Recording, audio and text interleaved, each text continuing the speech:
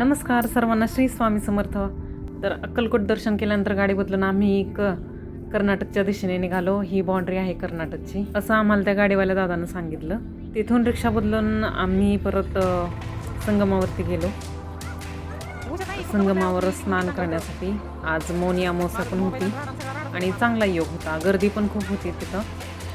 तर स्वामींच्या कृपेने आज माझं गाणगापूरच्या दत्त महाराजांचं म्हणजे स्वामी नृसिंह सरस्वतीचं दर्शन झालं. तीर्थस्नान केल्यानंतर आम्ही कपडे वगैरे काय बदलले नाहीत, थोडंसं फ्रेश झालो आणि तसंच ओल्या कपड्यानंच निघालो. इथं तीर्थस्नान केल्यानंतर काही लोक आपले जुने कपडे इथंच सोडून जातात. त्या कपड्यांचा भरपूर ढिगारा आजूबाजूला होता, पण मला काही शूट नाही करता आलं कारण कॅमेरामन पण मीच होते आणि दर्शन स्नान वगैरे सगळं माझं चाललेलं होतं, त्यामुळं नाही एवढं मी नाही शूट करू शकले. हा संगम जो की एवढा ठळक नाही दिसणार आहे कारण सनलाईट पण तिकडूनच होती, त्यामुळे एवढं ठळक काय दिसत नाही. सो ठीक आहे. स्नान केल्यानंतर आम्ही फ्रेश झालो आणि मग निघालो. इथं पारायणाची व्यवस्था आहे संगमावर. ज्याला कोणाला पारायण करायचं असेल 1 दिवस 3 दिवस काय जशी त्याची इच्छा. आणि नुसतं बसून त्या ग्रंथावरती नुसतं बोट फिरवलं तरी म्हटलं पारायण केल्याचं पुण्य मिळतं.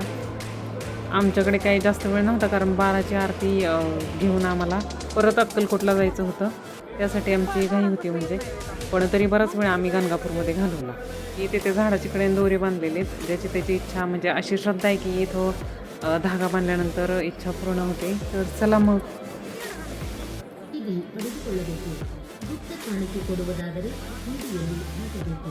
संगमावरतीचे मंदिर आहे तिथं दर्शन घेतलं आम्ही आणि नंतर मग बाहेर आलो आणि मग परत निघालो दत्त महाराजांच्या दर्शनासाठी. बारीला लागलो.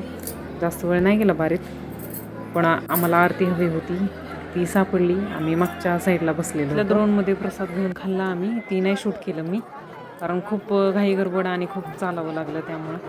ओके ठीक आहे. मग पुढं प्रस्थान केलं अक्कलकोटकडे. थँक्यू.